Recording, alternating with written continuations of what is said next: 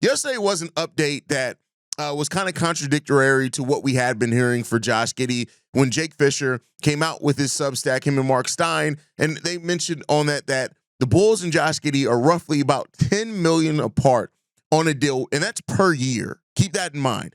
With it being, the Bulls reportedly are on their offer of closer to $20 million. Josh Giddey wants $30 million per. That means that you are at almost $10 million a year difference, which is quite a considerable gap. That's not a small gap, right? I think for me personally, I had thought about it as if the gap between the team and Giddey wasn't maybe a huge gap, that they were kind of going over a couple of million. But now, no, that's a substantial amount of money, especially when you're talking about per. And so now the Bulls sitting in a place, and Josh Giddey sits in a place where they got to hope that in their negotiations that you're going to be able to reach a middle ground. Now, this could completely be a negotiation tactic, right? Is that you start low, the other side starts high, you meet somewhere in the middle. And that's because you know what the other side is looking for, you know what the market value is, and then you're trying to negotiate a contract, right? So, hopefully, I'm hoping that this is just negotiation that's going on. It's nothing. But what if? What if the Bulls truly are lowballing Josh Giddey on an offer?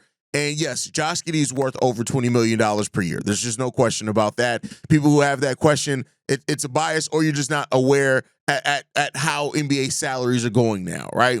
But if that's truly it, could Josh Giddey really take the qualifying offer? I had previously been in the stance that it was very unlikely for Josh Giddey to take the qualifying offer, just because, what have I told you guys? It's so many more ways that taking the qualifying offer could end up hurting at you in the long run, rather than taking the money that's guaranteed to you now. But I do think you get closer and closer to that happening the longer that this goes on.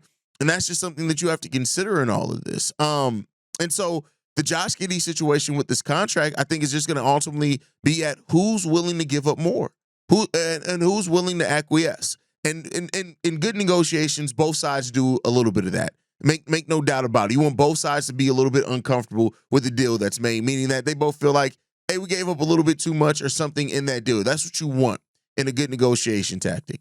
But it seems like, and as we keep hearing now with Josh Giddey, and even with him and his camp being firm on the $30 million contract evaluation, that it does not seem like this is a negotiation that maybe is going as smooth as either side talk. Like, we did hear from Casey Johnson earlier in the week that both sides want to get a deal done, and that it's more than widely expected that Josh Giddey's going to be back in Chicago. But I tell you what, one of the things in the article that Jake Fisher talks about was the fact that this is starting to feel like the Larry Marketing contract negotiation situation.